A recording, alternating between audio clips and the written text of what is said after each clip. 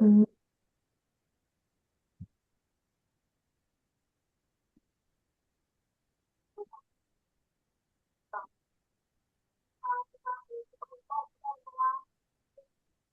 Okay, yeah, I think we can start. Okay, Letting I people- began. Okay. Yeah.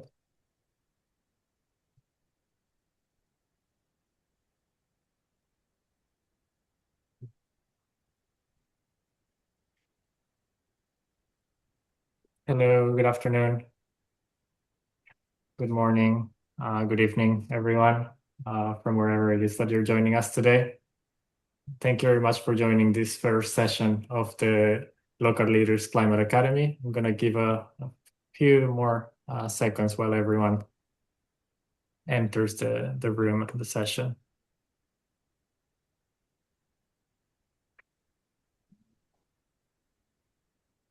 Okay. So yeah, thank you very much for joining today's session of the Local Leaders Climate Academy under the title Co-Creating Climate Action, Justice-Centered Leadership for Local and Regional Governments. Today is the first of 3 sessions that we will be having. As you have been informed by email, there will be 2 sessions that are more on the Climate Academy itself today from 3 to 5 p.m. Central European Time, and the same time tomorrow. And we will also be having a policy dialogue tomorrow between 12 and 13:30 Central European Time for anyone who would like to join in cooperation with CEMR and the Climate Change Chance Association.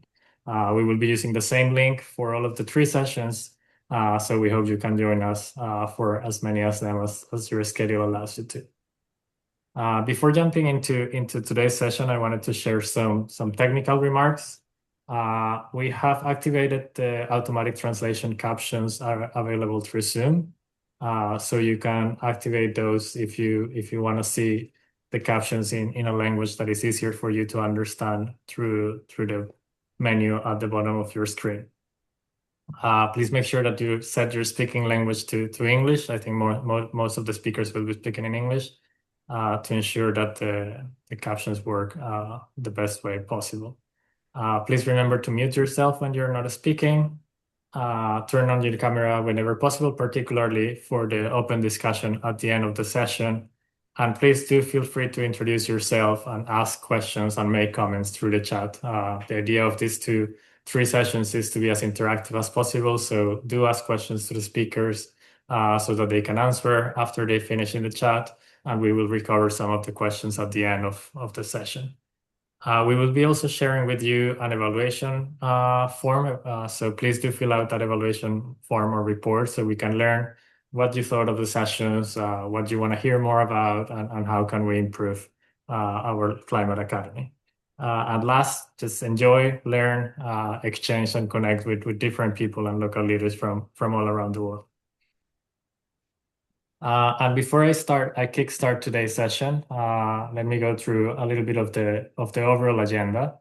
So we will be welcoming Fabrizio Rossi, Secretary General of the Council of European Municipalities and Regions, for some welcoming remarks. Then we will do a Mentimeter interactive consultation to get to know where you are joining us from, what organizations do you represent, and a little bit more of what brings you here. Then we will start with the keynote by Marcelo Oliveira, who is a climate activist and a COP30 youth climate champion, to tell us a little bit more about the COP30 legacy, the youth Mutirao, and a little bit more about climate justice, which is a kind of a central topic of the Climate Academy this year. And then we will jump into different presentations and case studies from all over the world.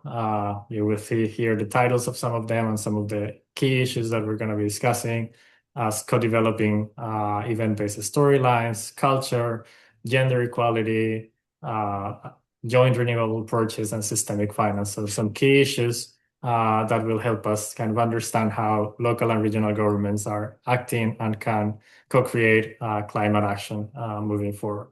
Then we hope to have 15-20 minutes of question and answers and open discussion at the end before wrapping up for the day. So that's the agenda for today. A lot of great speakers that we're really looking forward to hear from. So without further ado, I will let Fabrizio Rossi, Secretary General of CEMR, to welcome us and kickstart this Climate Academy. Fabrizio, the floor is yours. I think we can't hear you. Yeah, you're muted, Fabrizio. Thank you very much, Juan Carlos. Hello, everybody. Very happy to be with you today and absolutely delighted to kick off this training academy on co-creating climate action, justice-centered leadership for local governments. This is a topic that is really close to my heart. Many of my colleagues in CMR know that I spent quite some years working for Europe's main climate innovation agency. And I spent quite some time working in Africa and the African continent in cooperation with the African Development Bank and many other partners to develop and implement climate innovation projects. And it is actually in Tanzania that I learned one of the most important lessons of my professional life. Climate action and climate mitigation and climate adaptation are never just technical challenges. They are very often a question of social justice and very often a question of gender equality. Across Tanzania, in many African countries, in Asian countries, and increasingly even in European countries, smallholder farmers do struggle to access financial support, the financial support they need, because commercial banks, local financial institutions, they see them as too risky for the market. Not because they lack the ambition, the ability, but because they carry the full risk, the burden of climate risk, increasingly unpredictable weather, shifting seasons, and growing exposure to climate shocks. In other words, they are not credit-worthy because the climate is not trustworthy. This is the reality.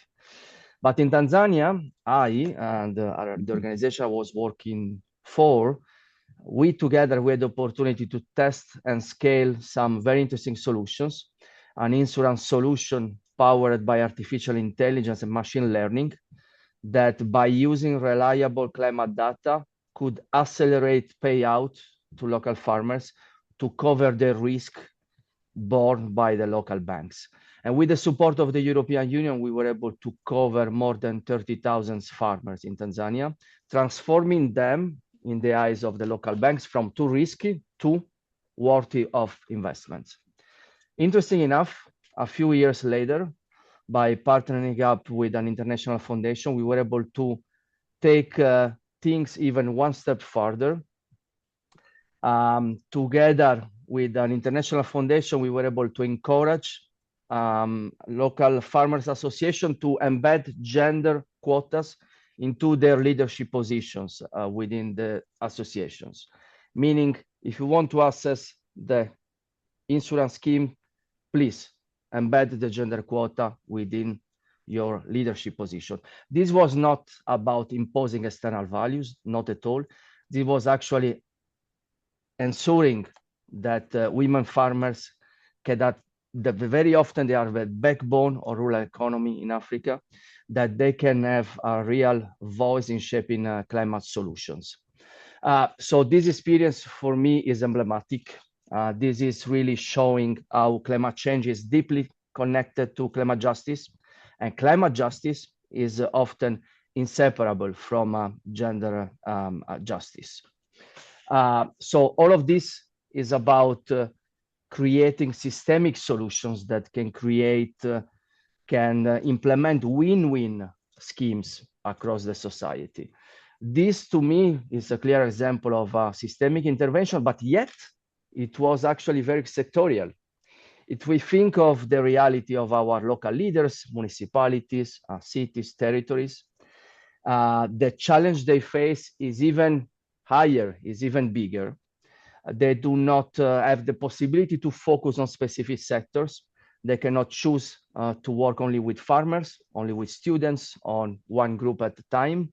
They must build systemic responses that create win-win outcomes and across the entire community. And this is exactly what we will be discussing today on these 2 days. This is how to align local policies with the reality of climate emergencies, and how to shape local responses that can really have an impact on the local communities.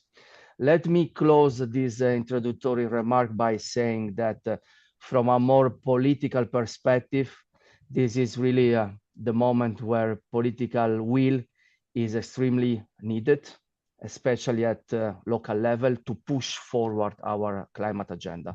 We see, unfortunately, the signs more and more about how to say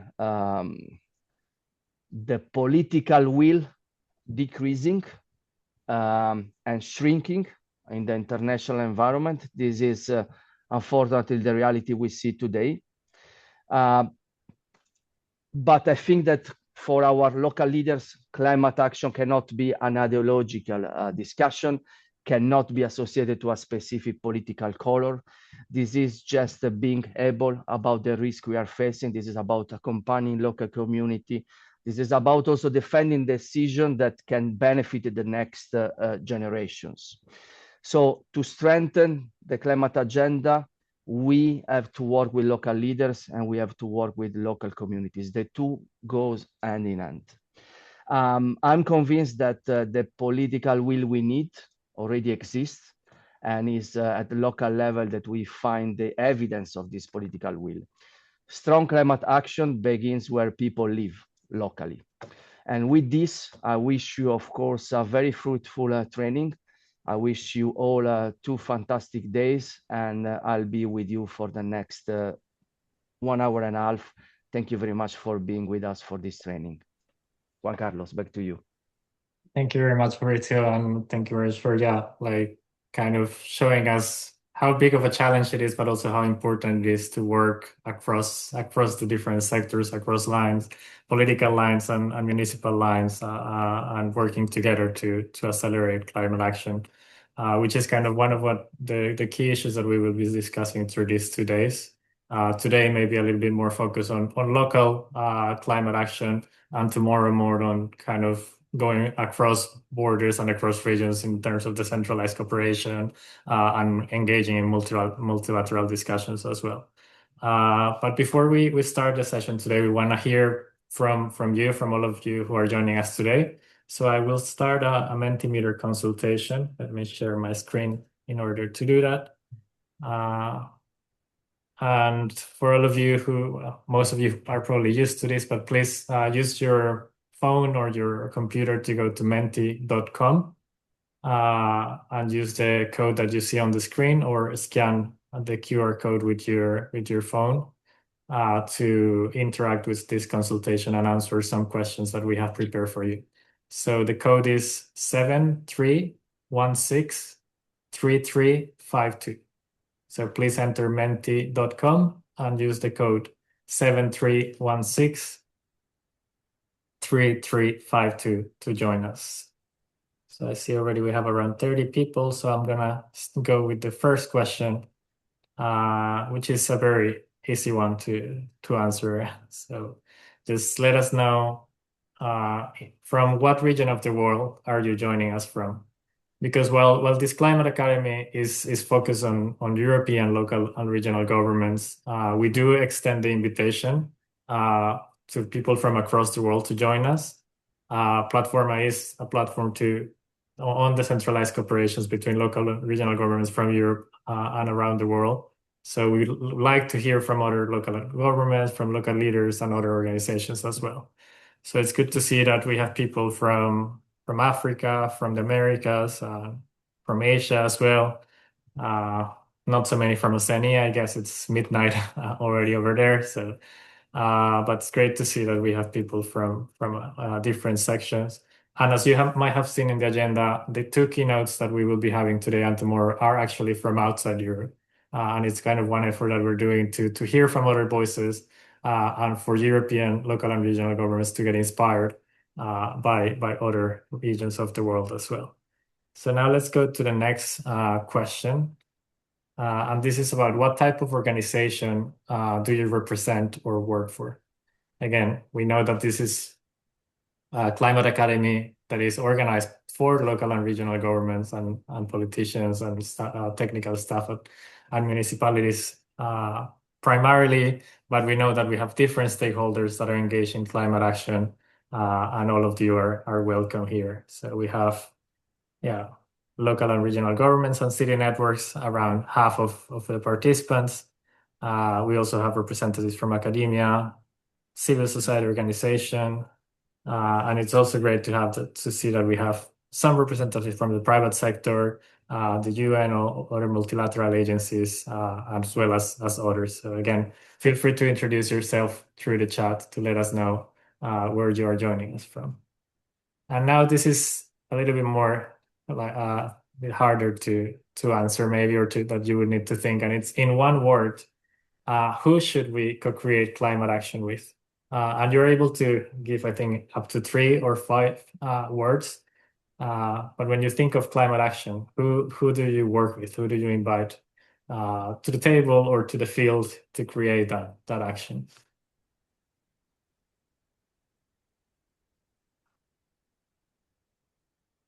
I'll give you a few seconds to answer, and remember that you can give several words here.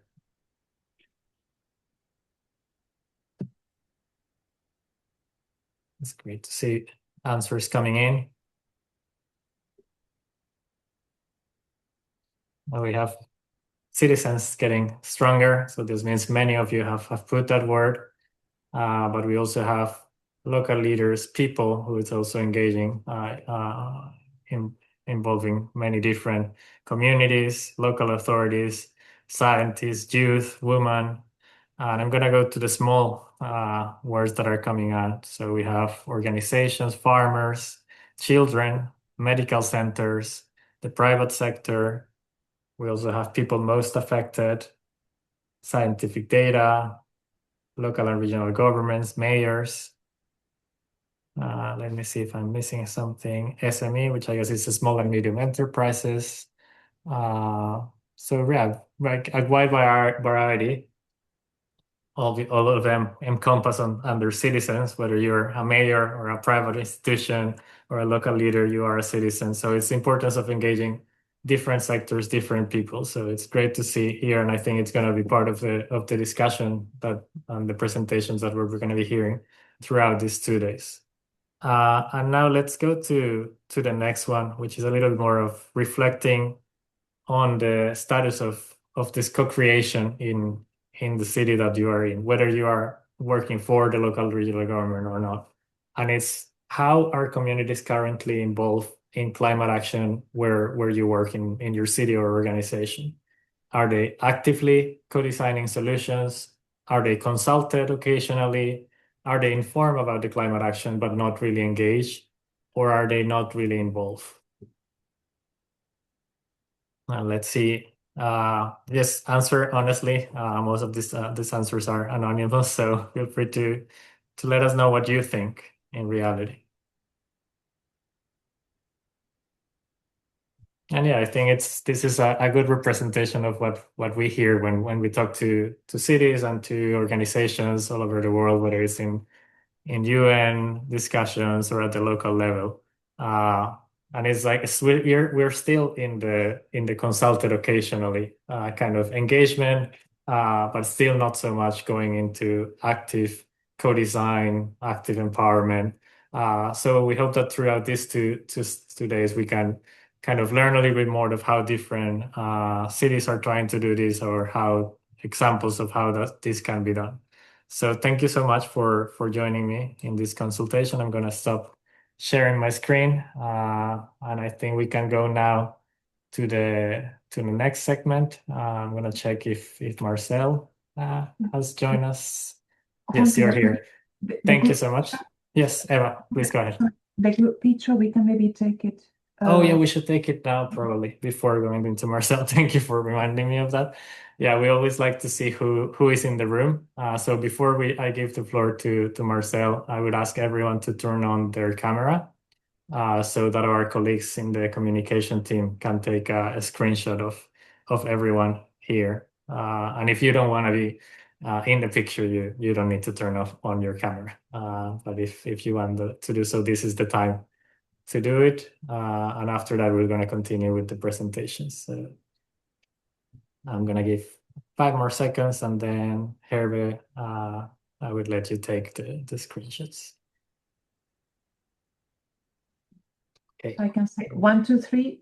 So everyone smiles. And then you can also wave. I see someone waving. And 1, 2, 3 for the second page. Oh, you're all waving. Okay. Thank you very much. Thank you very much. And yeah, so without further ado, Marcel, thank you very much. I know that you are on like different engagements in Morocco today, so thank you for making the time to join us. But it's a pleasure to hear from Marcel today. She's a youth climate champion for COP30. So she has been engaged with the Brazilian government as part of the whole process of COP30 as a youth climate activist. And she will be telling us a bit more of what that entails. But also how local and regional governments are and can engage further, not only at that level of like COP30, but also with youth locally, and a little bit more of hair work and insights throughout this process. So Marcel, thank you very much for joining us. And just to check, do you want me to share your presentation, or will you be sharing it? Hello, everyone. Thank you, Juan. If you can share, can be great. Thank you. Okay, go ahead. I'll prepare it, and you can let me know when to change the slides. Okay, you can just start because my first phrases are on the presentation. But hello, everyone. Congratulations for the organizers to make this movement. I really believe in this type of engagements to advance in climate action. I am Marcela Oliveira from Brazil, and now I am in Marrakesh in Morocco for the Global Climate Accelerator meeting. We are here talking about how can the cultural practice and climate action engage inside the NFCCC process, but also outside too. And I will talk with you about my journey last year being the Presidency of Climate Champion, but more than that, in my personal journey, be a Black woman from Latin America fighting for climate justice. So we can start passing for the next slide. And from Brazil to all you, congratulations to take your time to being here and to make the climate action happen in the local level. So as I said, I am Brazilian. I'm from Rio de Janeiro and from one neighborhood called Realengo. This neighborhood for many years was one of the most host places in my city. I also are a cultural producer and communicator, so I have this formation. I have 1 degree in cultural producer. And in the last years, my atuation was being the executive director from the Perifalab Institute, focused on peripheral leadership. So focused on people like me. Being activist for climate justice, for resilient cities, and for the intergenerational dialogue was one thing changing my life. And I will share with you the reason I did that. But being Presidency of Climate Champion for COP30 was an important moment for Brazil and for me and for my team. And I believe Beatriz Triani and Gabi Caio from my team are here too. So I just will say hello, guys. Miss all you. And I think it's important to say we are not alone. I am not alone. And also you are not alone. We can pass for the next slide, please.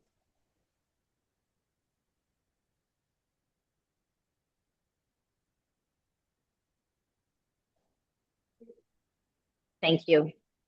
I will talk about advanced challenges and negotiations perceptions for COP30, but I believe talk about COP process, this conference of parts process inside the UNFCCC, the Department of UN talking about climate change, is talk about people. And the COP30 was an important moment for the discussion because we bring together different stakeholders to implement and recognize the climate action in local level. Was the first time one COP was inside the Amazonia biome, and As you know, Amazonia have one importance for all the world, for the quality of our air. And this is some picture with important people in this journey, like the president of my country, Luiz Inácio Lula da Silva, my environmental and climate change minister, Marina Silva, my indigenous communities minister, Sonia Guajajara, and a lot of youth people together doing their best to the best climate decisions. So the COP30 advanced in one concept called mutirão. In one translation is collective action, but we don't translate. It's mutirão because come from Tupi-Guarani, from the indigenous knowledge, and it's about do together and do now, not tomorrow, and not depending for anyone. So the COP30 was a process, and this process is still going because when we shape the COP30 PICC agenda, we talk with a lot of youth persons facing the consequence of climate change, and also persons working with the negotiations room. And when we make that, we understand across Brazil and across the different space of the world, we are in movement. We are not just facing the consequence of climate change, but also promote solutions and facilitate this conversation between youth movements and the COP30 presidency was one mission with the social participatory methodology included. And we are a democratic country in Brazil, but more than that, we believe in these different perspectives together. So for one meaningful engagement of children and youth in multiple levels of the climate governance, this role I had and will pass for COP31 with one people coming from Australia is one role for mobilization, for communization, and for talk with the people. Because it's not everybody looking for the UN decisions. It's not everybody looking for the political level, but it's everybody feeling the consequence of hot wave, of floods, of the irresponsibility. So next slide. Being the COP30 presidency of climate champion makes me, to my team, and to government of Brazil, the opportunity to impact in different ways a lot of children and youth working and participating of different types of activities. So we talk with people in festivals, we talk with people in governments, we talk with people in constituencies, we talk with people in social projects, we talk with people working climate education. I live more talking with the people than with my family or in my house. But we plant trees, for example, in 3 continents of the world, and we cover 200 youth people to be in Belém for COP30 in one city of youth. This was just some numbers, because the people say the numbers are important, to understand the type of impact we can do when we have youth and institutionalized roles. So the presidency of climate champion is a recently role inside the COP presidencies, is mandatory, so forever will be there, this person. But the autonomy, the creativity of this role is important to cover for the decisions other visions.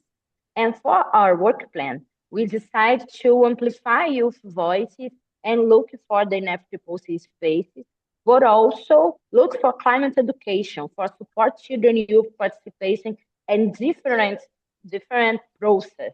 We look for the COP30 action agenda for this mutirão, and we bring our youth mutirão, our youth collective efforts. We work with the global ethical stocktake about the importance of the ethical perspective inside the decisions. We also work with NDCs and just transition conversation, facilitating, and we're still doing that, facilitating the just transition perception between youth and contribution solutions, because it's our future. So we have to be considered in the decision space.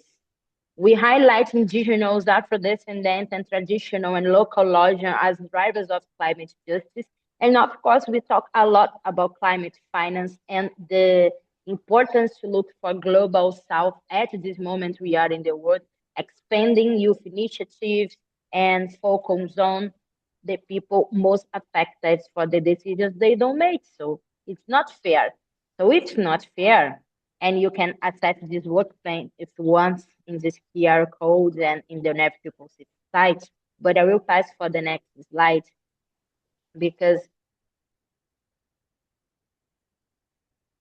if it's not fair and if everybody is without hope and tired and maybe working so much and maybe don't believe in anyone and maybe don't believe in collaborative process, why talk about climate change?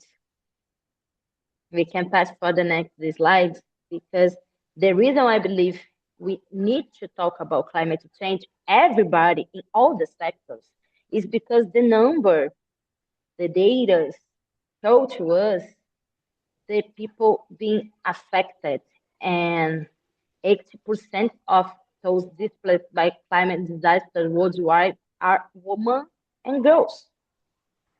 Because 1 in 3 children and young people of the world live in areas with climate and environmental shocks overlap. Because 67% of the people living in environmental risk inside their houses in Brazil, and they are Black people like me. So why not talk about climate change if we are changing our life too? So I start to work with this, research about this, and take care about this because this image we are seeing now is from my neighborhood, Realengo, in Rio de Janeiro, Brazil. Before was an abandoned space with the pretension of the city hall to make a green park. But 6 years passed and this green park never was implemented. So the community starts to work. The community make the mutirão. And we clean the space when we bring with this green park and it starts to do activities there. And was exactly the moment the COVID pandemic starts and the green park or a small green park was one sacred place to make meetings and organize the resilience in that context. Without public spaces, for example, in my neighborhood, everybody go to the shoppings or stay at home, and we lose the connection between the people, the nature, and the city, the neighborhood, the place where we live. And when we lose connection, we lose everything. So I understood the reason the Green Park don't was implemented for 60 years in my neighborhood was because the environmental racism, was because they understand that place, a big place, was more useful with buildings or with parking or with shoppings. And this happened many times because the environmental racism is the environmental injustice in a racialized context. It's because have people deciding the quality of our lives without us. And when those in power decide that Black people, peripheral people, women, people with a disability, people with the diversity of gender don't have the right of quality of life, of green areas, of space to live, they are saying we don't need take a break for us to take care of us, of family. And if we don't take care of us, why is the importance to talk about climate change? When they ignore what communities really need and what the communities really demand, the territorial demand, and when I say they, is the big decisions, they are ignoring our right to live and not just survive. So my relationship with this fight for this green park changed everything I understand about the world, because I saw a lot of places with the same problem Realengo had. I understood the green park in Realengo was not being implemented because of the environmental racism and because they was deforesting this place. And Benjamin Chaves, when developed this concept, understand this environmental racism when his community was turned into a garbage dump. And if you close your eyes and think a little, you will remember one place close to you and your city don't be using for the people, but for the development will not develop anything for anyone.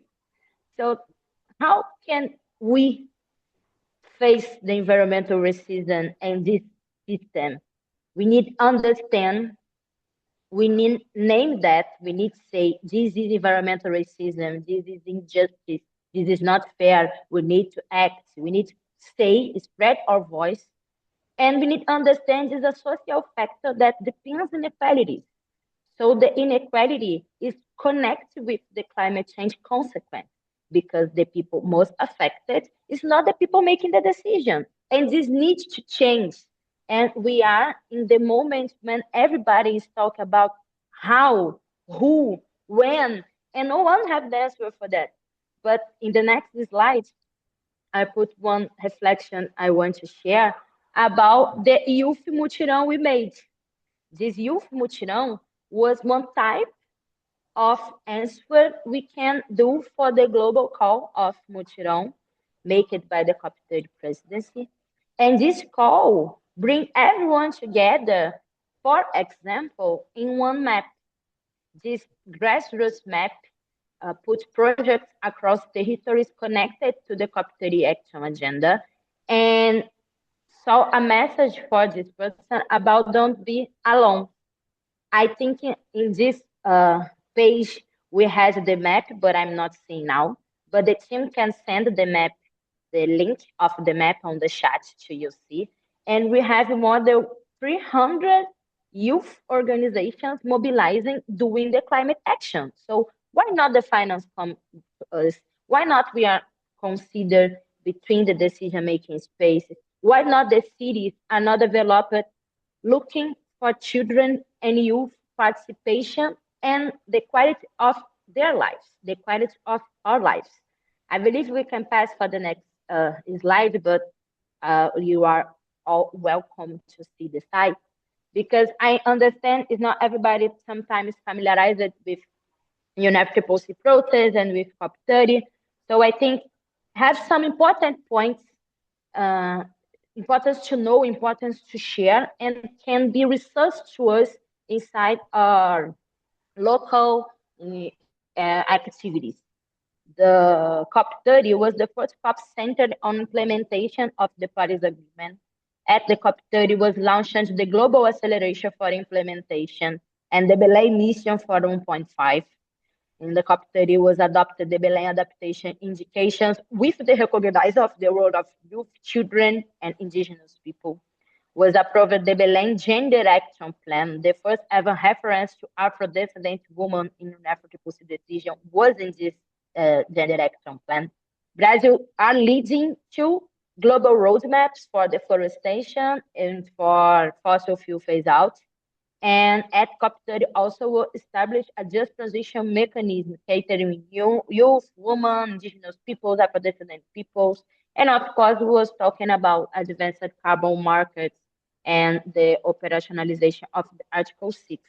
This is technical points, but I believe it's important because when the people talk about this big event, sometimes like don't anything happen there, don't matter for me, but matter because these international decisions exist to support our local action. Because when these agreements happen in the UN or inside the government with the authorities, it's because we need to see this be implemented. So why now more than ever, we need the activists? My answer is yes. Is yes because the bureaucracy and the diplomacy are really important, but the implementation just happens when the people go with their resources. It can be a film, it can be art, it can be a formation, it can be catering people, can be a green party, but this type of ideas or creativity is coming by us, the people living all the day inside the territories. The people with suit and tie in big buildings don't know how to plant a tree. We know, and now we need planting trees. So that's the reason the environmental discussion is so rich of activists and of creativity and of possibilities. It's because it maybe is one of the most difficult and at the same time possible problems to solve in our generation, because we have the solution. The solutions exist and the solutions are in the cities. I like this reflection about looking for the start, the middle, and the start again. We are not going to the end of the world. We are reinvent the world. This is Nego Bispo, Antônio Bispo, a quilombola, a black leader from Brazil. Now don't live anymore, but living our reflections. And is the colonial perception about what is life. We see in circles, we think and act in circles, and for us, there is no end. We have always found a way to start again. So now all the UN system, all the governments, all the activists, everybody is trying to understand one way to start again. And being a climate activist, we believe the only way to start again is respecting the nature, respecting the culture, respecting the process, but also, if necessary, stopping the process and start again. Because in my time will be the end of the world. I don't believe in that. We have challenge, we have difficulties, we need to look for that, but we need to start again. And maybe we need to start with this mutirão spirit, with this collective effort, everybody doing your part, but everybody looking together for responsabilization, for decarbonization, for climate justice.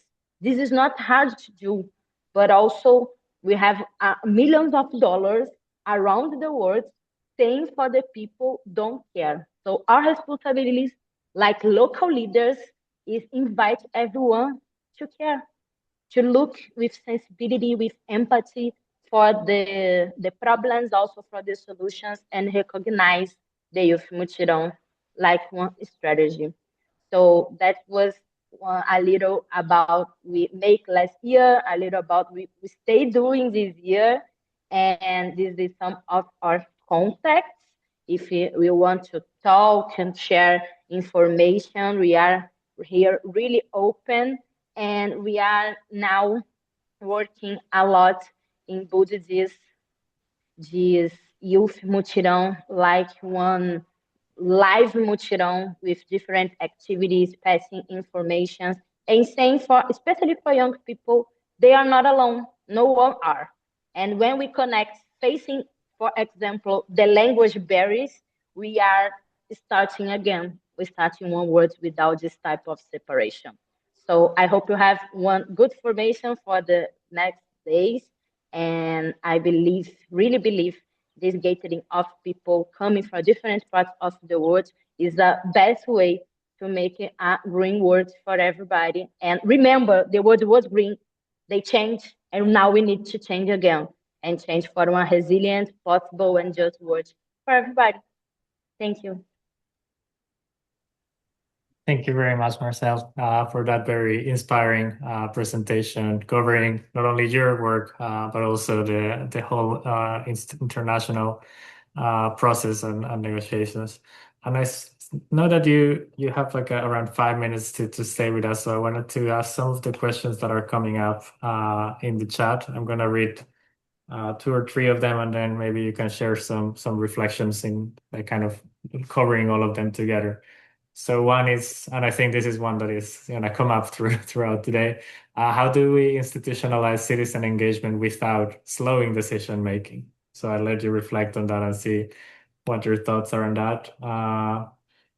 The other one is, how can we make the work of the PYCC sustainable across presidencies so that it doesn't end at one COP? And I'm sure that you have some thoughts on that as you're transitioning through that process. And as I was doing my research on Youth Impact, across COPs. One aspect I struggle with is collecting into information on the extent or influence within the negotiations. I was wondering if the impact of the PYCC shared by you would be redeveloping a brief report and shared as well. And I think it's actually interesting for us as local and regional government constituency to also hear your thoughts on this and what we as another Yes. constituency can also learn from that. So please go ahead. Yes.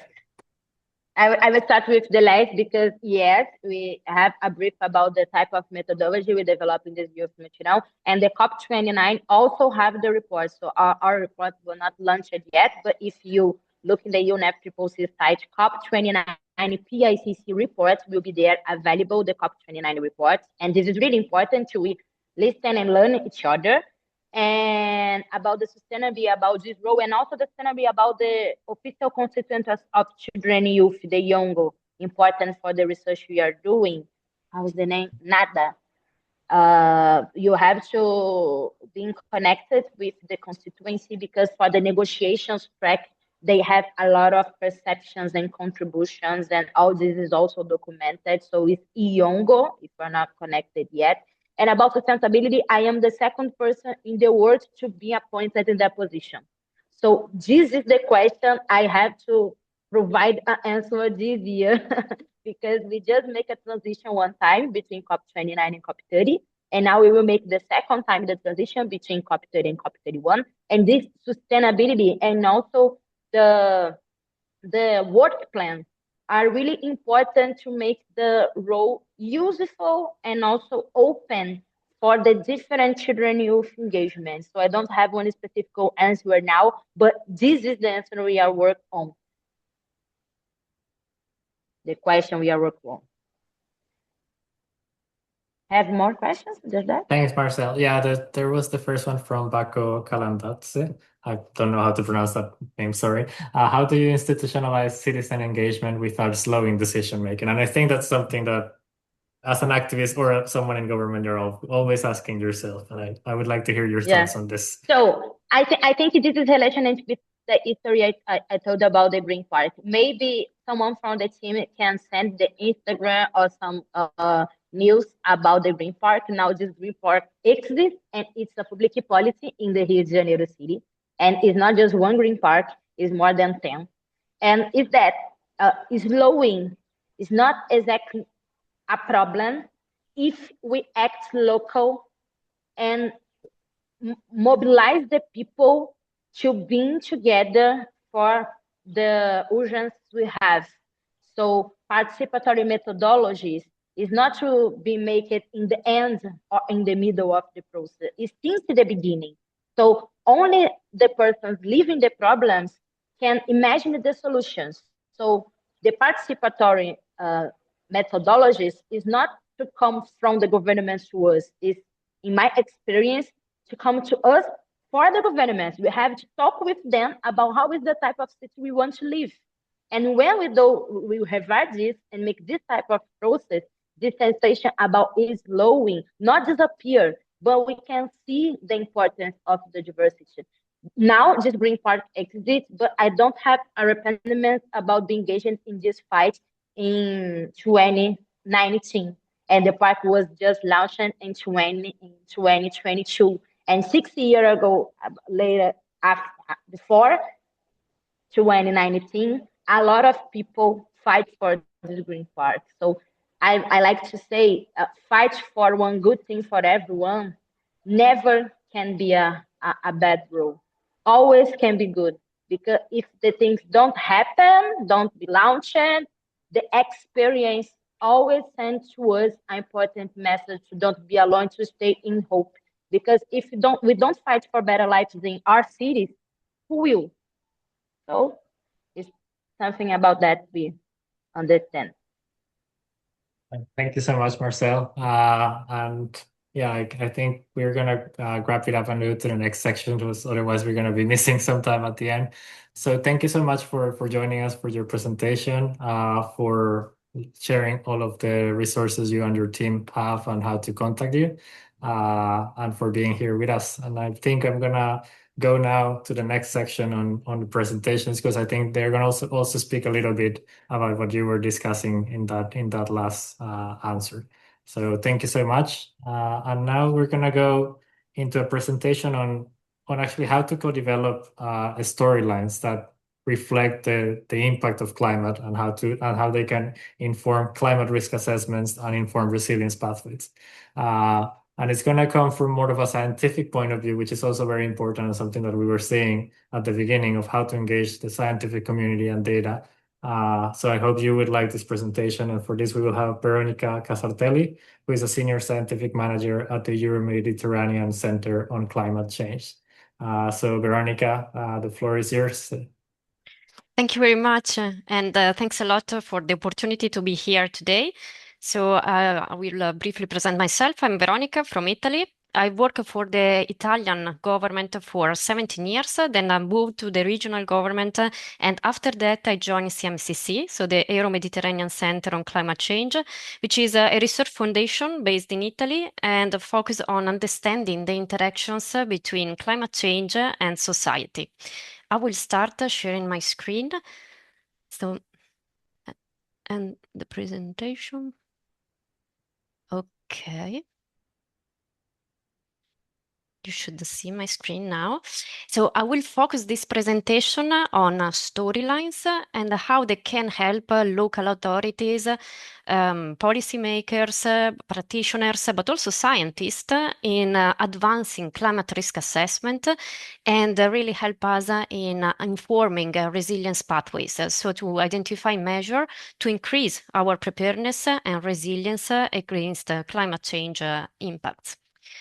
So I will start with a few words regarding the overall context.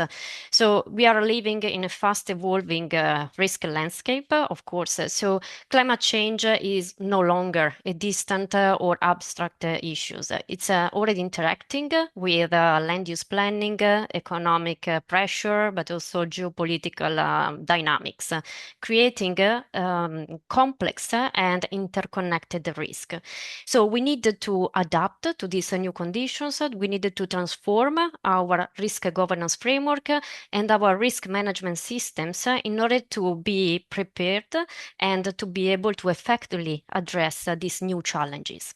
But how can we do that? There are some enabling elements, in my opinion. I've just recalled some of the most important ones. So since we cannot remove this level of complexity and uncertainty, we needed to accept them. So we needed to navigate into this complex environment, embrace uncertainty, and try to conduct participatory risk assessment. So recalling what Marcel just said, I think it's really important to promote this co-production process since the very beginning and the early stages of this risk assessment process. And we needed to do that with the local citizens, local authorities, and also adopting both a top-down and a bottom-up approach in order really to understand the complexities of our territories, the needs of most vulnerable groups, and to understand the future that we need to expect. And then we also need to understand our capabilities to manage those challenges in order to be able to identify some measures that can increase our preparedness and our resilience. And storylines can really help us in operationalizing this entire process. So storylines are really useful because sometimes traditional risk assessment methods are not enough because they are limited in capturing the complexities of our of the cross-sectoral interactions of risk and the specificities of our territorial context, and sometimes can be inadequate in settings characterized by high level of uncertainty, especially for traditional risk assessment methods that are purely based on quantitative data. So this is where storylines come in, and they are growing recognition in recent international assessment reports. For example, you can see the IPCC report, but also the first European Climate Risk Assessment report of 2024. If you have the chance to look at this report, it presents several storylines to really anticipate the future that we expect. Storylines, in very simple and few words, are narrative-based but scientifically grounded approaches can allow us to explore plausible future scenarios. So to disentangle the complexity of future risk in order to try to understand this complexity and understand the way we can improve our system in order to better address this complexity. We use the storylines in the Veneto region, in the northeastern part of Italy, under the Myriad EU project. It was a EU-funded project that closed end of last year. Just to give you a bit of context, the Veneto region is one of the key economic hubs in Europe and presents a wide range of socioeconomic and geographical context. So mountains, foothills, but also the coast, the plain. So it's a very important area. We use the storylines to facilitate the discussion with local actors coming from the disaster risk reduction and the climate change adaptation field, and to identify these plausible futures that we need to expect in our region in order to understand how to better be prepared and how to increase our resilience. We do that adopting a participatory co-production process, so combining qualitative information from the local actors, but also quantitative data from scientists. But since these storylines, these narratives are most effective if they are connected to real events that people can relate to, we started with a discussion with our local actors and the local authorities in order to identify a reference event, a benchmark event. And we identified the Vaia storm of 2018 as this important, relevant past event that we started to discuss. It was, I think, the most severe storm that ever recorded in Italy, in the north part of Italy, with a multi-hazard characteristic. So strong winds interacting with a heavy rainfall, storm surge, and triggering plenty of cascading effects. So landslide, floods, forest loss, biodiversity decline. Just to give you an idea, we are still facing the long-term impact of this storm in the Veneto region. And you can see in the slide two pictures. So before, the forest cover before the storm and after the storm. This is just one of the impacts of that event. And so you can see here the co-production process. We discussed several times with our local authorities and sectoral representatives in focus group discussions, workshops. We also conducted some interviews with them. And we started to develop the two storylines, one related to the Vaia storm 2018, so to reconstruct altogether that event. And then we started to project this storm into the future. Try to imagine how this Vaia storm could unfold in 50 years, in 2074. I will not go into details, but just to give you a flavor of the process and the different ingredients. So qualitative information from local actors gathered through discussion in focus group, workshops, interviews, but also some scientific point of view from the literature review, and also some ingredients from the policy report, so the climate change adaptation strategy of the Veneto region, combined with the quantitative results from traditional risk assessment. It was really important, the development of the VIA 2018 storm, so the reconstruction of the past event, because with the local authorities, we understood what really happened in terms of impacts across sectors, the dynamics of those impacts, and the damages. And we selected the most important sectors for the regional government. And then you can see here a snapshot of the storylines of the future VIA 2074. So on the left, some ingredients from the quantitative risk assessment methods, and that we used to imagine this plausible timeline of the future storm. And we use this tool, the ArcGIS Story Map tool, to visualize this storyline. And it was really important for local authorities and sectoral experts to develop this future scenario in order to understand what we need to expect in the future, in terms also of cascading effects, cross-sectoral impacts in different territorial context of the region, from the mountain to the foothills to urban areas and coastal areas.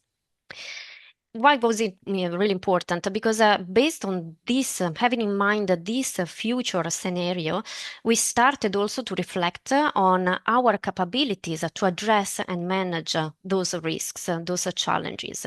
So we went into the disaster risk management cycle and we tried to identify our strength in our system, but also some areas for improvement, the weaknesses. So based on that, we were able to identify some measures related to disaster risk reduction, but also climate change adaptation in order to increase our resilience and our preparedness. And we did it together with local actors, the private sector representatives, for example, from infrastructure sector, and also together with the scientists. So recalling what Juan mentioned before, the importance of adopting this whole society approach in disaster risk reduction and climate change adaptation. So some conclusions. I think this is the storylines are a valuable tool that prove effective, at least for us, in really fostering this participatory approach in advancing this risk assessment, co-production of risk assessment, looking into the future. And this narrative-based approach can really help to bridge the science policy practice interface. What we experience is that we strengthen our relationship, and it was a very good opportunity to establish a good discussion and to really pave the way for a future collaboration. And from local actors and authorities, it was also recognized as an awareness-raising tool that can be used for example, in schools, but also with the local citizens in order to raise awareness on the future, the climate change impacts, and the need to act now, as Marcelle just mentioned in her excellent speech. This is all from my side. So back to you, Juan. Thank you very much, Veronica, and thank you for going through so much information in the 12 minutes that we gave you. I hope that people did scan the QR code to the storyline that you shared, because it gives you actually what it looks like, what the result of this process that you shared looks like. So if you can also just share the link with that, but we will also share it in the report. That would be great for people here to understand more like the result of this process. That would be great. And I see that there's some also specific questions in the chat for you, so if you can answer through that. And at the end of the session, we will kind of open the floor for a more, to answer more general questions or questions that are connected to several speakers. So thank you so much. And after going through this kind of presentation on how to bring different stakeholders and using that kind of not also science, but also previous experiences of different events to kind of look into those resilience pathways. I also wanted to invite Agnes Rees from the UCLG Committee on Culture to talk of the key role that culture can also play in co-creating climate action, both in engaging people, but also in kind of creating those possible futures. So Agnes, without further ado, I'll give you the floor for you to do your presentation. Thank you very much, Juan Carlos, and thank you for the invitation. It's a pleasure to be here with you. I'm going to share my screen in a minute. If you can let me know if you can see the screen. We can share the PowerPoint. Yeah, now it's full screen. Thank you. Okay. So since its foundation, the UCLG Culture Committee has maintained one conviction, that culture is not an extra dimension of sustainability, and it's a fundamental pillar instead. Building on this foundation, our work at UCLG, especially the Culture for Climate agenda and our climate justice briefs, have taught us a vital lesson. Culture is not a side issue. It's a core condition for climate action. If we want climate transitions to be truly fair and human, we must listen to the communities themselves. And if we want climate strategies that communities actually trust, inhabit, and sustain over time, culture must be where it belongs, at the center of resilience, justice, and development. Because climate change does not only affect infrastructures or ecosystems, it strikes the cultural systems that hold communities together. It strikes our memory, our identity, heritage, knowledge, and even sense of belonging. So when these are eroded, communities lose part of the social fabric that allows them to respond, organize, and rebuild. And we must be clear about something else. Loss and damages is also a cultural crisis, because climate impacts can weaken languages, collapse cultural economies, and produce a sense of trauma and rupture that destabilizes the community long after physical reconstruction ends. So moving on to the report that we published alongside the Climate Heritage Networks, I wanted to share with you its 6 conclusions as a practical roadmap for local leaders. First one is imagine new futures. We must leverage arts, culture, and heritage to help communities envision and desire a high-quality, climate-resilient life that no longer depends on fossil fuels. The second one is understand climate vulnerability. We must build the capacity to engage with downscaled climate models and vulnerability assessment to safeguard what truly matters over the coming decades. The third one is engage with carbon. So cultural actors must adopt credible emissions accounting and reporting in order to ensure that our sector also advances mitigation. The fourth goes to engage with diverse partners. Success requires breaking silos, and we must connect the climate and culture agendas and build cross-functional teams that unite, for instance, climate scientists with cultural practitioners, community elders, or even artists. The fifth is seek out synergies and prepare for trade-offs. We need to find where climate and culture reinforce each other and be honest as well when tensions arise, because ignoring them leads to maladaptation and the erosion of cultural rights. And the final one would be attention to equity and climate justice, which has been mentioned in previous presentations. Climate action must be anchored in ethics and inclusive governance, aligned with broader movements for gender, for racial and indigenous justice, in order to ensure that this transition is truly equitable and human-centric. So these principles are not abstract. Let me show you 3 cities that have turned these ideas into living practice. First one is San Antonio. Before implementing any climate adaptation strategy, the city applied a climate equity screening tool. And actually, cultural preservation was one of its 5 mandatory filters, ensuring that every policy protected rather than erased the cultural rights of underserved and vulnerable communities. The second is Densohol Raguzar Eco Enclave in Karachi, which trained homeless people, mostly women, in the ancient craft of fabricating low-carbon terracotta cobbles for pavements. They installed more than 150,000 cobbles, reducing urban flooding through porous surfaces, while also generating livelihoods. And finally, in Benin, the Otamari earthen architecture promotes traditional knowledge of earthen construction as contemporary climate technology. They built using local materials like earth, cow down, and other organic materials, reducing operational carbon and improving comfort, all while honoring cultural and spiritual practices. So scaling these local successes requires culture to be integrated into the global policy frameworks that dictate funding, among other things. So as you may know, the UCLG Culture Committee is part of the Culture 2030 Goal campaign, which advocates for a standalone culture goal in the post-2030 agenda. In the frame of Mondiacool 2025, the campaign presented a culture goal proposal with specific targets and indicators, which you will be able to check out if you scan the QR code. But to show you how this bridges culture and climate, I would like to give you two examples.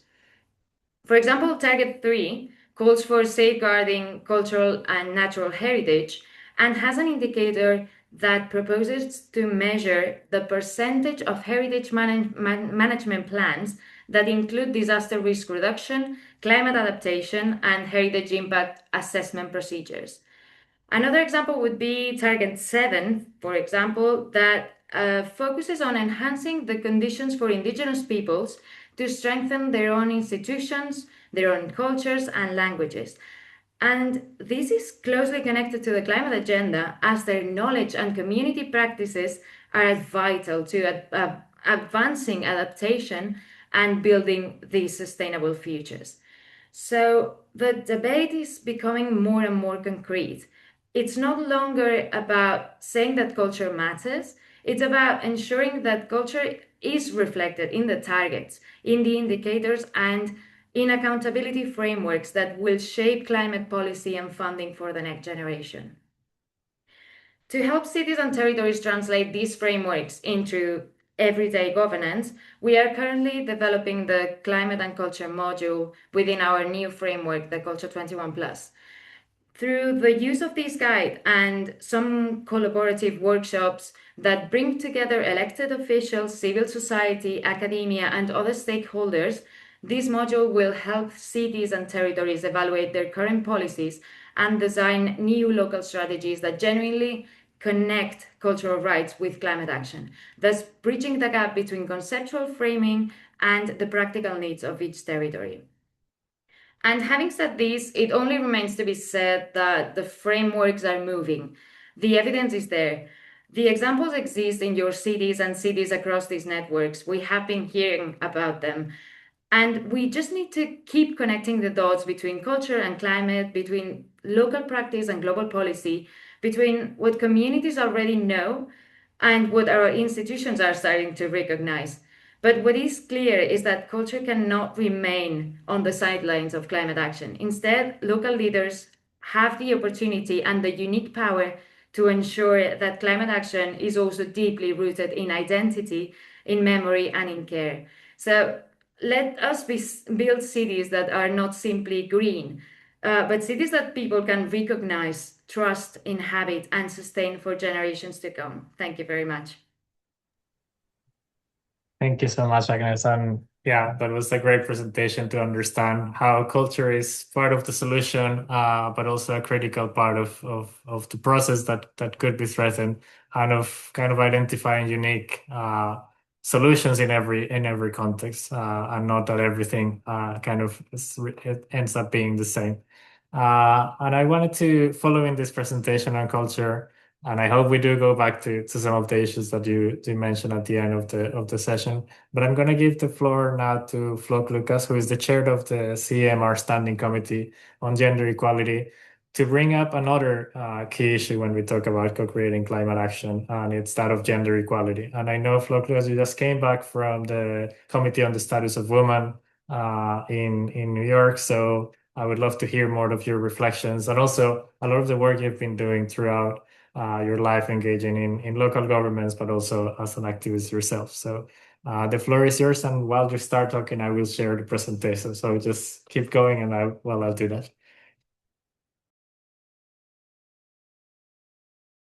Oh, I'll need to, yeah, please open your mic. We can't hear you still. Let's see.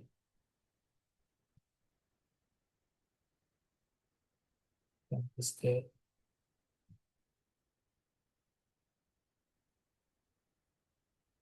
Do you see the microphone icon?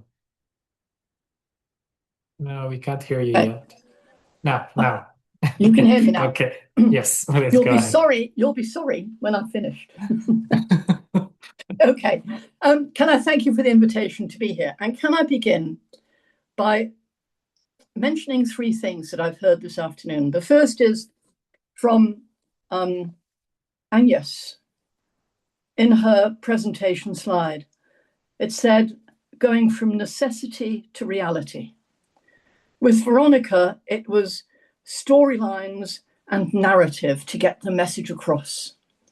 And then we had from Marcel, 80% of those displaced by climate catastrophe are women and children.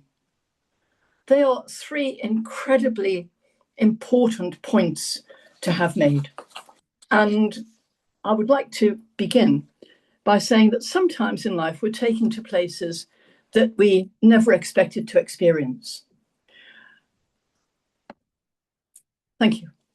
Climate, the environment in which we live and in which women and girls have to survive are interrelated. Just 2 weeks ago, I was invited to speak at the United Nations Commission on the Status of Women, the CSW, in New York. It introduced me to many, many women from across the globe whose experiences, both as leaders and citizens, we were able to listen to and to understand better. Climate change, something which we all know is happening, though, goodness sake, some leaders are denying it, affects every single one of us. We know this, we understand it, and yet, gender neutral it isn't. It intensifies existing inequalities and hits women and girls first, especially in the global house, making gender justice a non-negotiable part of climate action. Our experiences can teach us a great deal. I've been extremely fortunate in being part of an organization, the CEMR, which you will all know, that takes the role of women seriously, extremely seriously. And in today's climate, that road is becoming extraordinarily difficult. Research shows that women are backing away from active involvement in politics and decision-making, and so as global citizens, we're losing the opportunities that presents.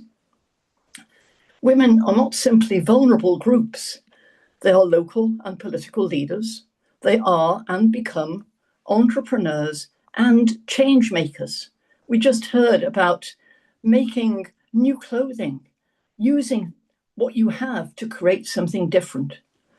And during my recent participation in the CSW, I saw how women's leadership reshapes global climate debates and pushes solutions that work for local communities. Gender-responsive climate actions strengthen and build democracy and build us closer to real climate neutrality. This can be seen in a variety of ways. Women, as part of their community, are concerned for the safety and well-being of others and for the safety and well-being of their children and families, for their safety and well-being of all with whom they come in contact. And I saw this, and it introduced me to the real issue of climate and environment. In Sri Lanka, some of you may remember in 2004, in December, a tsunami hit countries in the Far East, from Japan to Sri Lanka and part of Africa. The devastation was immense. The loss of life was huge. And the feeling shown to those who'd been so badly affected was generous worldwide and was able to begin to make a change. I became involved pretty well immediately. I couldn't believe what I was seeing on television. And I worked with some local people and a charitable group in Liverpool that was also working in Sri Lanka. At that time, I wasn't in Cheltenham, I was deputy leader of the council in Liverpool. And what we decided to do was to help who we could. And one of our colleagues actually had a relative living in the Gale region of Sri Lanka. And so we decided that we would see what we could do for that region. We set about raising cash, and I never expected we'd raise a lot of money because Liverpool is a poor city at that stage. Lots of people unemployed, not much money coming in, except we got money from the European Union. And I'll come back to that in a moment. We had severe unemployment. We had streets where not one person had a job. Whole streets, parts of town. And so I didn't anticipate we'd raise a lot of money. To my absolute astonishment, in 2004, we raised £150,000 in the city. And that was worth, I guess, about $1 million in Sri Lanka. And we could have given that cash away. But a colleague of mine, who I mentioned earlier, said, well, why don't we see if we can do something to spend it there properly? And as it happened, a local church group was working in Sri Lanka. So we set about contacting them and meeting with them. What ended up happening was that we created something initially called Hands Across the Sea, and then it became Child Action Lanka. And I'm sorry, gentlemen, but the advice we received from a senior local politician in Sri Lanka was, don't give the money to the men. If you give the money to the men, it will disappear or be drunk. They'll get alcohol with it. Give it to the women and the children because they'll use it properly. And so that was what we did.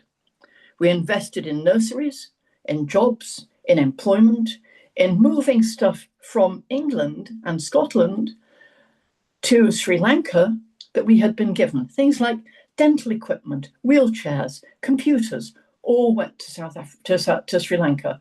And by doing that, we were enabling communities to rebuild. Even fire engines, would you believe? But what we learned there was something that stayed with me.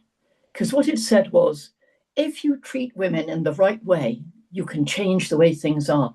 If you listen rather than ignore, you can change the way things are. Great kids.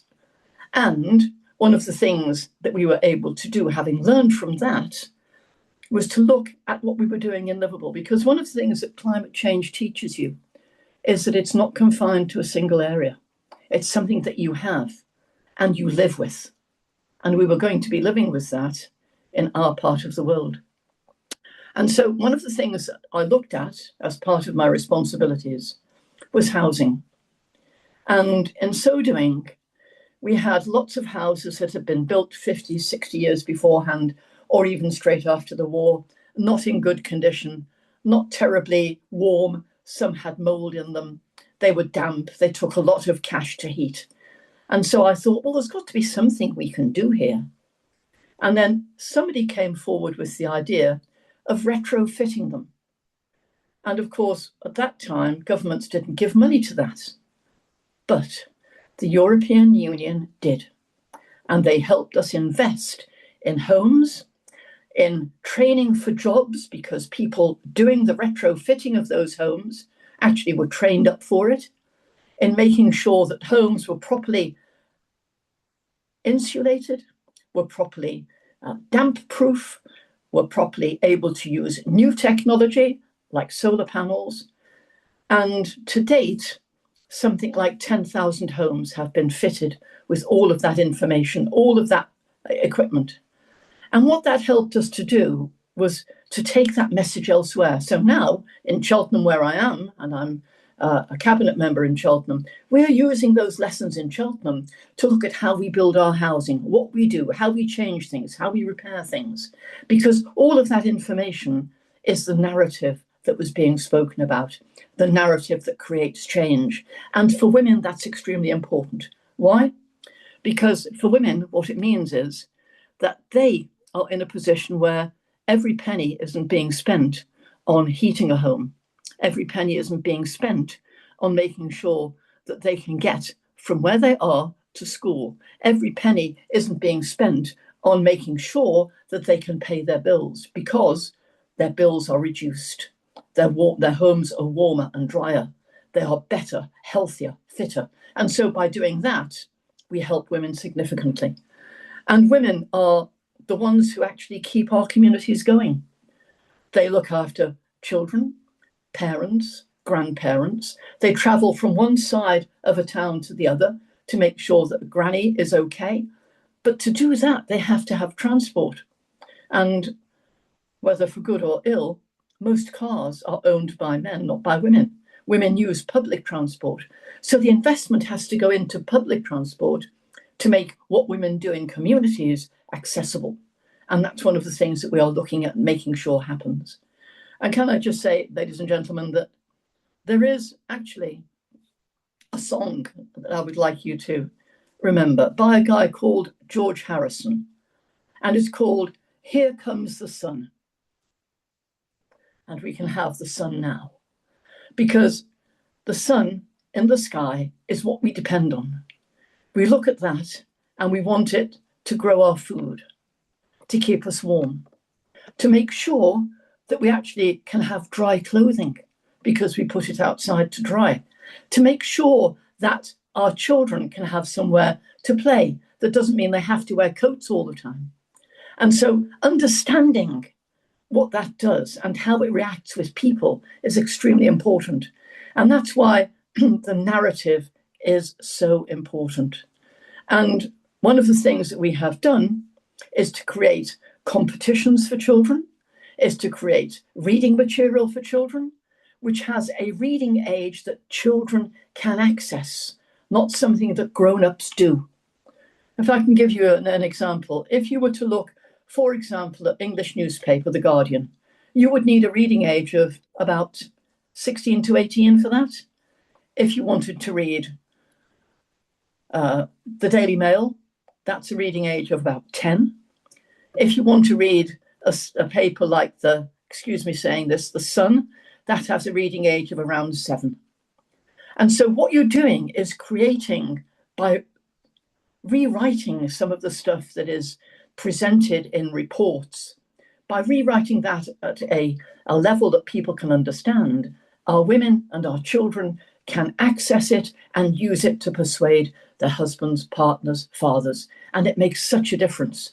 And because we are able to create cheap electricity by using solar panels and underground heating, it makes them able to do things they wouldn't have been able to do otherwise. So, ladies and gentlemen, I did mention to you a song by a guy called George Harrison.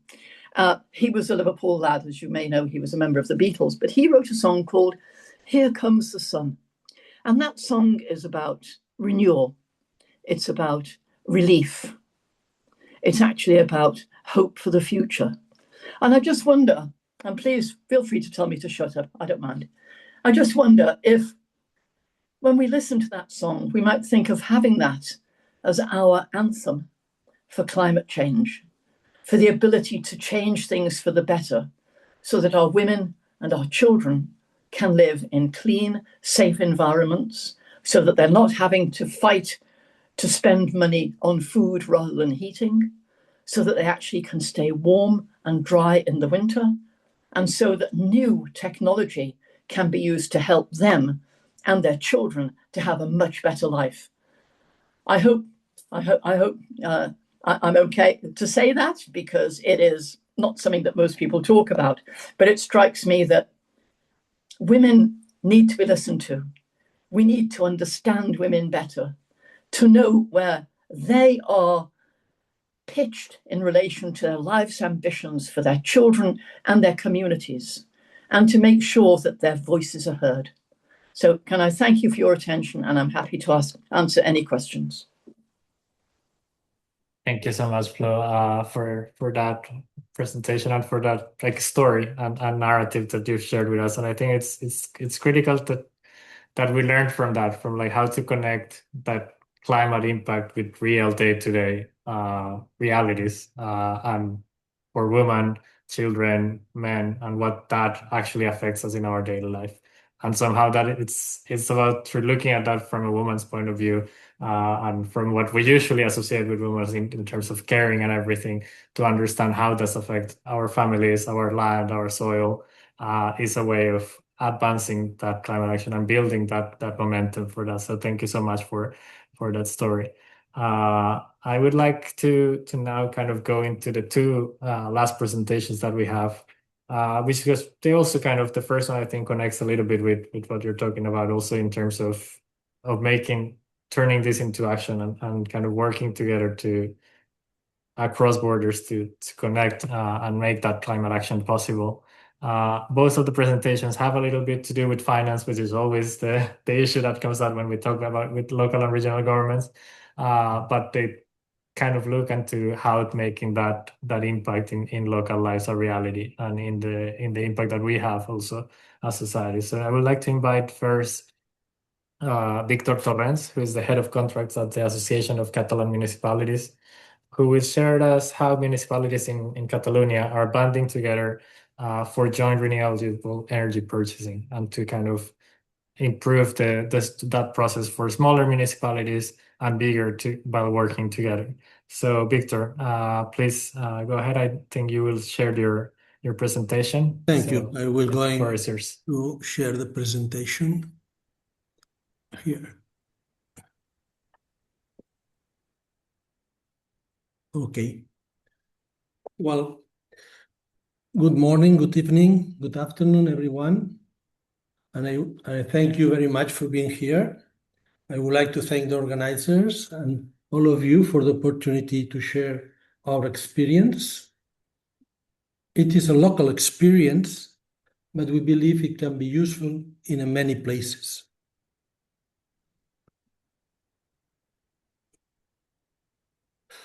Excuse me. Let me give you some context. In Catalonia, we have more than 8 million people and 947 municipalities, from Barcelona, our city capital, to a group of small. Excuse me? Good for you. Excuse me? Well, I say in Catalonia, we have more than 8 million people and 947 municipalities. But the key point is this: 3 out of 4 municipalities are small, with less than 5,000 people. So the question is, how can small municipalities with limited resources deal with the energy transition? This is where our model comes in. The main idea is simple. We can speed up the energy transition by creating a virtuous circle. It starts with better energy prices. This creates savings, and local entities reinvest these savings in 3 areas: renewable energy, energy efficiency, and clean mobility. This reduces energy use and emissions, and this creates new savings again. So we have a loop: savings, investment, lower consumption, more savings. And every time we improve. This is not a one-time action. It is a continuous process. But this only works if we have the right tool. And this is key: a local common procurement center. This center bids on behalf of local governments. And it's based on 4 ideas. First, we buy together, so we get better prices. Second, we keep it simple, especially for small municipalities. Third, we ensure legal safety with clear procedures. And fourth, we share knowledge, so everyone benefits. This is what allows the model to grow.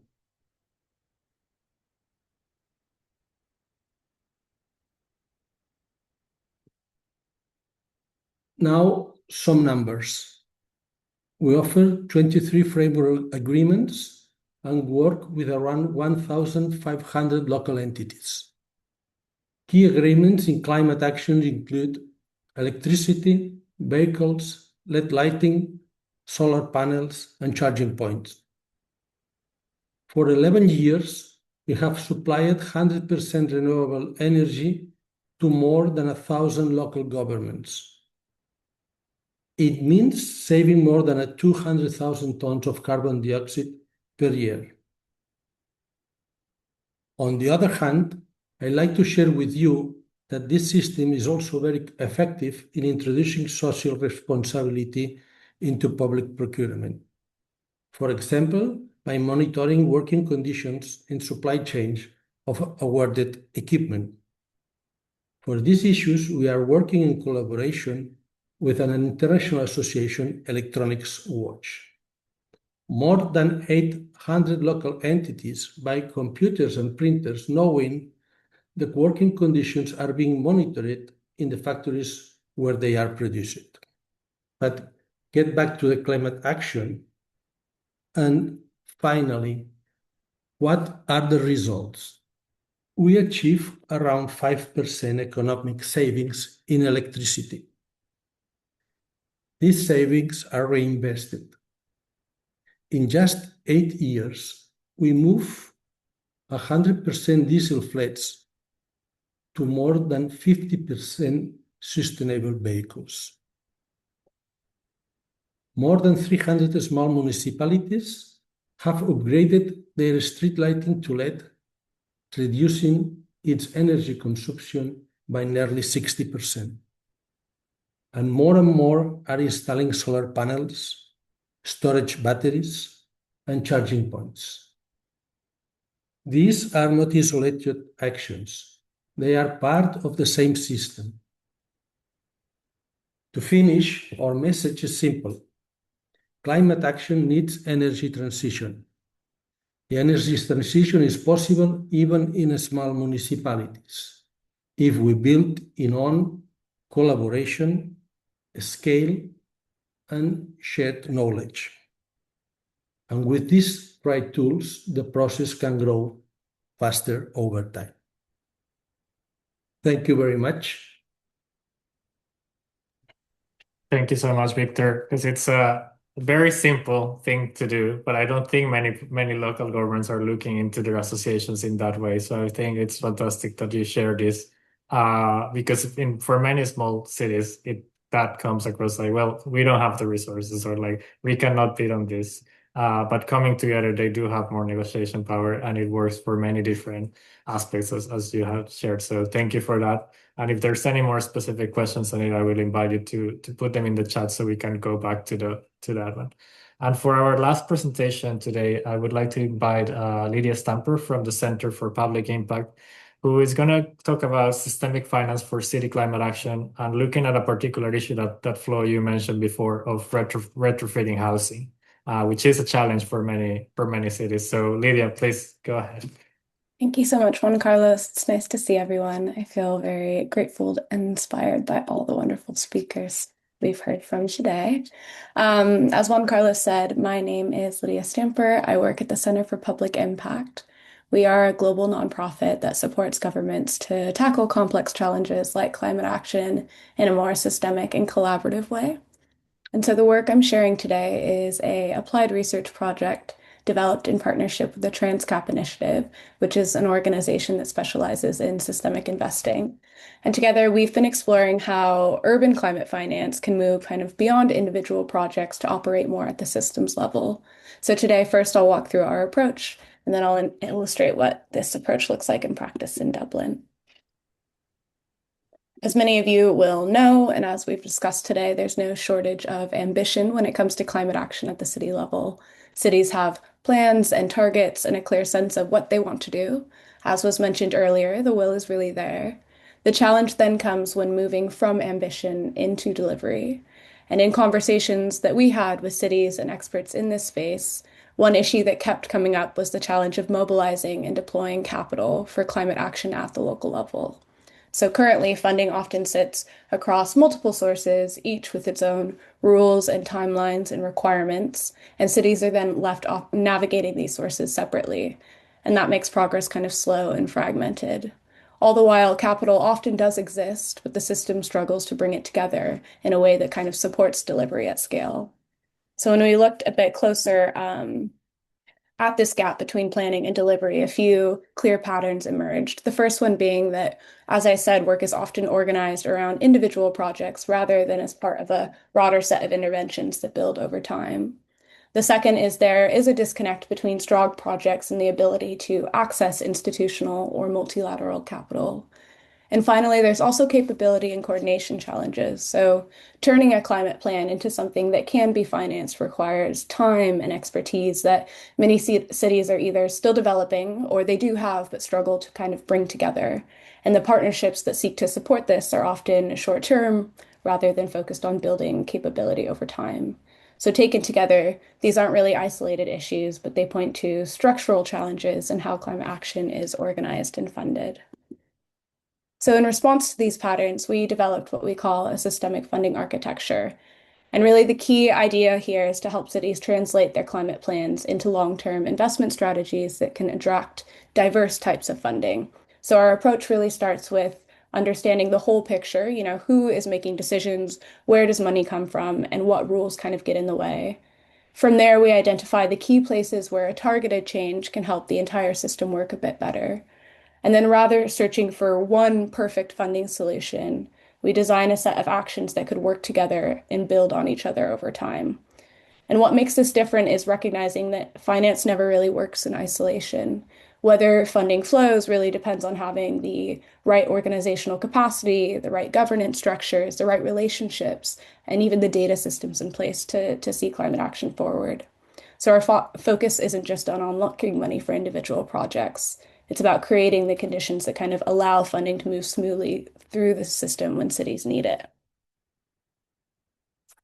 And if we look a bit closer at some of the work that we were doing in Dublin, this challenge is shaped by kind of two interconnected pressures. On one hand, there's a need to rapidly increase housing supply, as Dublin has one of the biggest housing shortages in Europe. And on the other hand, there are ambitious climate targets at the local level that require reducing emissions from the built environment. So in Dublin, particularly, construction already accounts for a significant share of emissions. So simply building more isn't really a neutral choice. And at the same time, the housing shortage is pushing up prices and making it harder for people to live close to where they work, increasing commuting costs and emissions. So in practice, housing outcomes are shaping climate outcomes and vice versa, with housing and climate justice becoming kind of inextricably linked. Access to affordable housing, proximity to work, and the quality of the built environment shapes who is exposed to these pressures, and those impacts are not felt evenly. And so at the same time, within Dublin, vacancy and dereliction in central areas means that space is not being used in a way that supports this access or quality of life. So rather than framing this as a trade-off, we focused on circular approaches, in particular adaptive reuse, in the built environment as a way to address both of these things together. And the question really became, how can Dublin increase housing supply without driving additional emissions while also improving access to the city? So we split this work into two primary phases. In phase one, the focus was on building kind of just a deeper understanding of the system around this challenge in Dublin, and also testing our assumption that funding was the main barrier. So we structured this into kind of 4 stages. We began with looking at kind of the goals of this work, so aligning with Dublin City Council on what success might look like. And then we carried out research and interviews to understand how the challenge plays out in practice, so talking with stakeholders from across Ireland, both within and outside of the council. And then from there, we developed a big systems map looking at kind of all the actors and factors, including policies and regulation and planning and funding, all the things that kind of were shaping delivery. And then finally, we worked with folks to identify some key intervention points within that system. And what we found was that funding was only kind of part of this kind of bigger story. The bigger constraints were coordination across departments, rigid funding rules, and the lack of kind of a shared vision. So from there, we kind of went into phase 2, where we shifted from understanding the entire system to testing how funding could work differently within it. So we started by analyzing the financing landscape to understand what is like enabling or constraining the flow of capital towards adaptive reuse in particular. And what came through consistently is that the funding challenges are not just about capital themselves, as we had suspected. And so in this phase, we really were able to get concrete about kind of the 3 things shaping kind of the problem space. The first one being kind of problem ownership and cross-departmental like coordination. So ensuring that pushing adaptive reuse forward could be held by one unit or department. The kind of other thing that kept coming up is how funding aligned with projects that were developing in real time. So rigid funding timelines didn't always kind of match the flexibility needed to develop a project over time. And then the wider conditions around financing itself, so including things like city borrowing limits, meaning that Dublin wasn't able to kind of go and kind of deploy more capital or more money. And so we then kind of worked with stakeholders to design a coordinated set of interventions that responded to these constraints. So not only financial interventions, but really looking at kind of building relationships, organizational capacity, and kind of flexible funding models as well. So I'll just close with a few reflections from this work. I think the first one is that context really shapes what is possible. So in Dublin, many of the rules and financing conditions that determine kind of how funding can be used are set at the national level. So even where there is strong local ambition, the city doesn't always have the authority to test or adapt financing approaches. I think the second is that this work really requires deep and sustained engagement. So climate challenges, as many of you know, cuts across housing and planning and financing and procurement. And addressing them requires coordination across departments and with external partners. And often that is beyond what existing programs are designed to support. The third is that when funding is not flowing, the issue is often relational rather than technical. We like to say that money problems are people problems. So barriers are usually about relationships and processes and systems, not just the absence of capital. And, you know, in Dublin, for example, even simple steps like structured introductions across departments really shifted how conversations and decisions happened. And then the final reflection here is just ownership really matters. I think responsibility for urban climate finance is often unclear, and the actors closest to the problem do not always have the authority or tools to act. So clarifying ownership and agency can be just as important as designing new funding mechanisms. So yeah, just a glimpse into some of the work that we were doing in Dublin, as well as how we're thinking about climate finance. Thank you very much, Lydia. I know it's also very important to hear how critical it is to talk within the city and local government structures itself, and how that can unlock some of the possibilities of not only working together on a new policy, but also kind of getting more capital to flow through to these key important projects. We only have around 10 minutes for question and answers, but I'm going to invite our colleague Bella to share some of the questions that you have been putting out in the chat, so we can go back to that. And I don't know if it's like one or two general questions for everyone, or more specific questions for some of the speakers. But Bella, please let us know what people are asking. Hello, Juan. Good afternoon, everyone. Yeah, in general, I was observing during these 2 hours the chat, and participants were very active, but also the speakers as well. And like I have already noted very interesting questions, but I see the majority of the questions were already answered by the speakers. But I still have some 2 or 3 maybe interesting questions. For instance, for Marcel, there was a question about institutionalization of the citizens' engagement without slowing down decision-making process. It was a question from Georgia. The second question, again for Marcel, it was about the compromises, what kind of compromises were made, particularly for fossil fuel businesses, and how they are being asked for reparations for climate impacts. So I think there's two questions for Marcel. About Veronica, Veronica has been very active, and she already responded all the questions I wanted to repeat, so I will not repeat maybe here about storylines. And Agnes also responded the question about the culture. But if you would like to, to take the floor and develop it more, do not hesitate. And very last but not least, from Flo's very inspiring intervention, we have two songs to listen after this academy. A house is not a home, and here comes the sun. So this is all I have for you to share. Thank you very much, Anela. And I think Marcel is not here, but I would like to hear some of the speakers' reflections on that question of, does citizen engagement, or no, like, well, I don't remember how the question was framed. Yes, how to frame citizens' engagement without slowing down the decision-making process, because we all, like in the beginning, it was a main topic about how to have the active citizenship.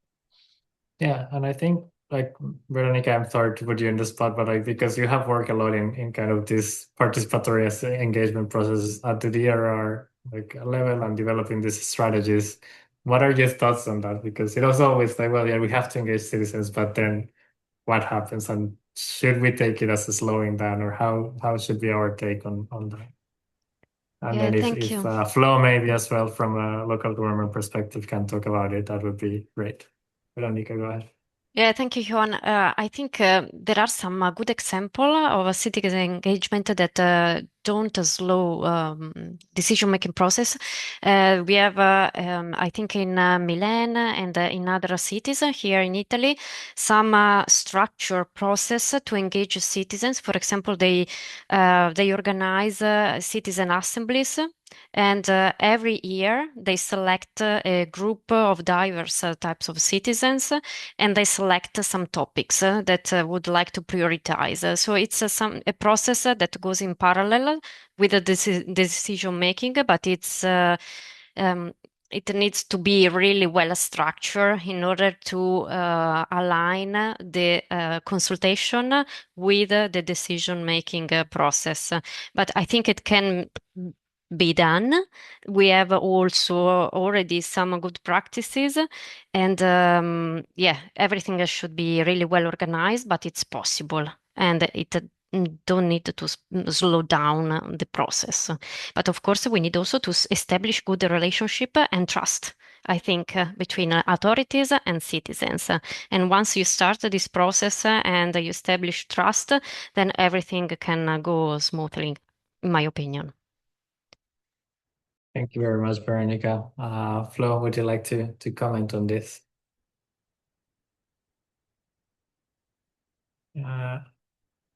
Almost there. We can't hear you yet. Now. Yes, yeah. I think it depends what you're doing, frankly. I think if you're looking at a part of the city, town, or territory, then you don't need the rest of the territory or the city or the town to actually be involved. So in that area, you will have local organizations, parents groups for schools. You will have local businesses. You may have local civil organizations that meet in that area. And you may well have local citizens groups, for example, in a housing setting. There may be a housing group there. You can bring them together and talk to them. That doesn't affect the decision-making process. What it does is give them a voice, and it's the voice that's important. Quite often, I can speak really in my own experience, I have had to tell people, I'm really sorry, we can't do this because. And because I do that, I'm going to use this word and I'll probably hate myself for it, I'm actually trusted. So I can go and talk to them and say, right, what do you think about this? We're going to look at this. We're going to do this, and this will be the impact. How do you feel about it? And let me give you one example. Recently, we had a proposal. Government wants us to build more houses. And we had a proposal to build 5,000 houses on open green space. And part of that was an area which the local community absolutely treasured and wanted to remain as open green space. So we came together, talked to them, and me as a local councillor, the council wanted it, but hey, what the heck, I was elected by them. So as a local councillor, I took that argument all the way up to the top. And what happened was the top, that is the planning inspectorate's hearing, agreed with the residents, and so we saved that green space. And so you can do things without it necessarily affecting the decision-making process, but at other times it will affect the decision-making process.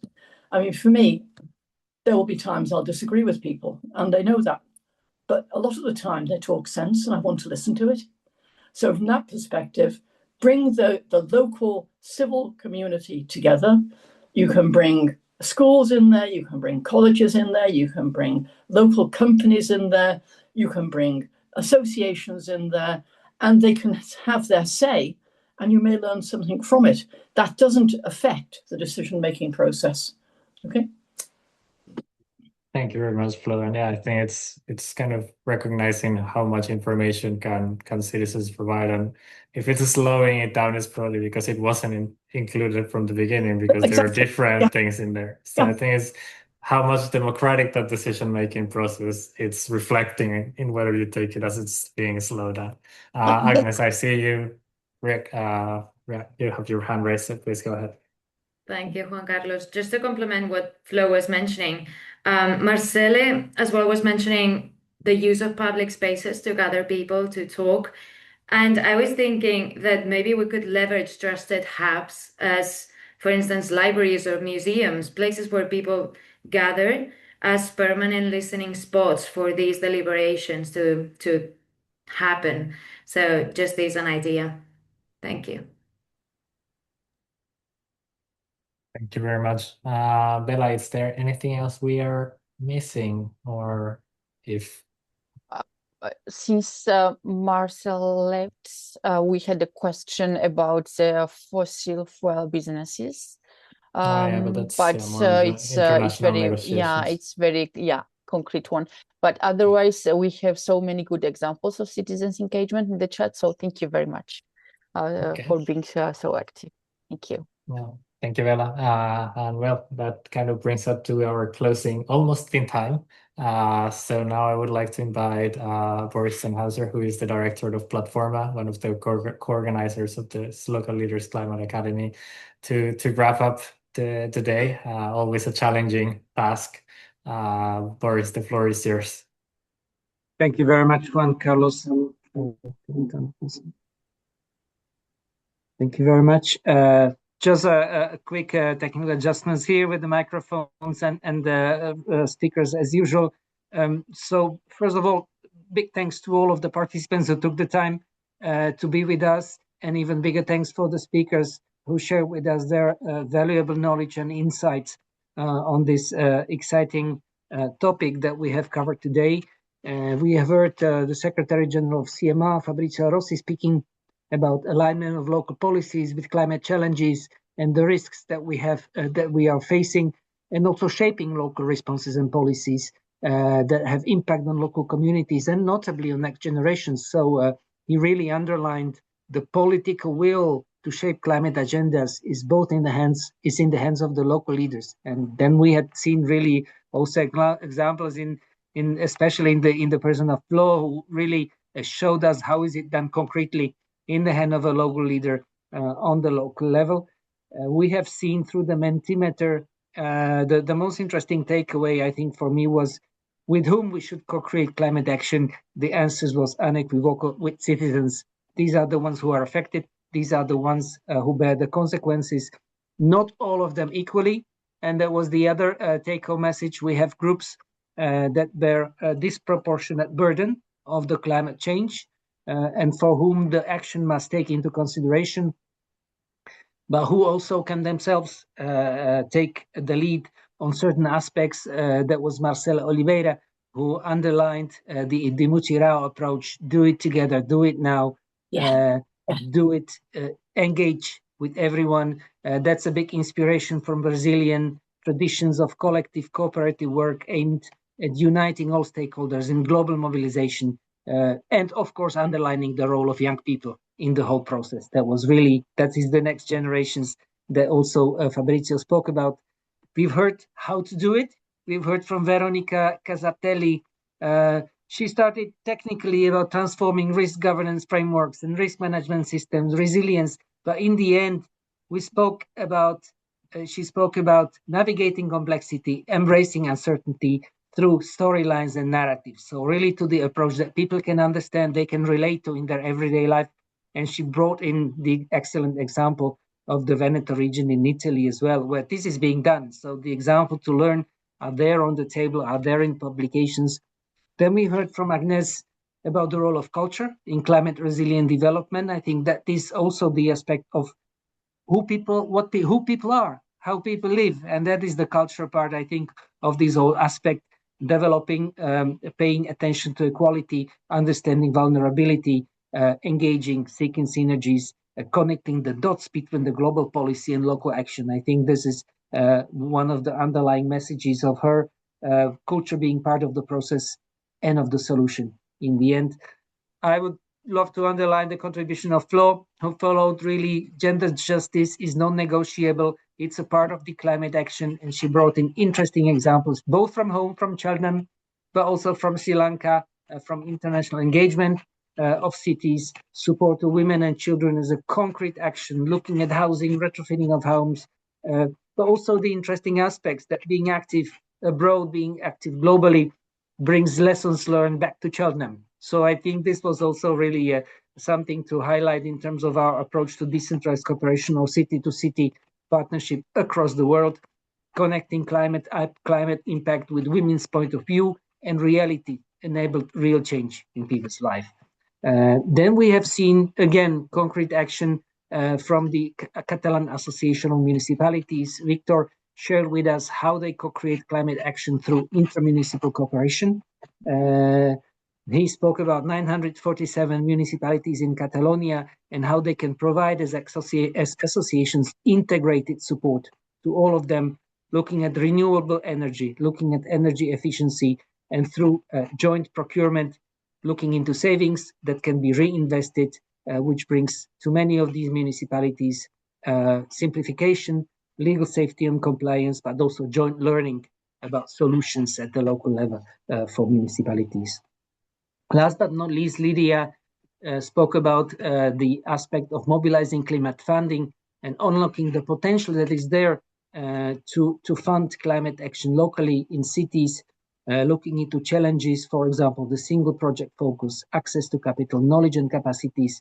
And last but not least, I think the main take-home message that was the systemic funding architecture depends much more on people than on money. And I think that was something very interesting to learn in the end from her. As conclusions, very quickly, as we are running out of time, we do believe that justice-centered leadership is about co-creating climate actions with communities who are most affected by climate and climate inequalities.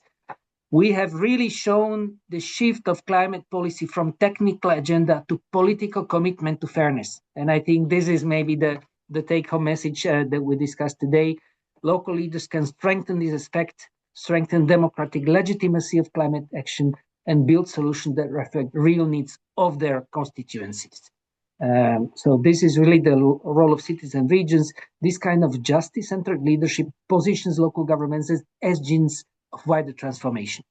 So not only about individual solutions in individual cities, but driving just transition across the board, improving livelihood of people, protecting the vulnerable, accelerate progress towards global climate goals, and redefine climate action as shared endeavor rooted in solidarity. So I think this is the strongest take-home message today that we've heard, and we've learned a lot.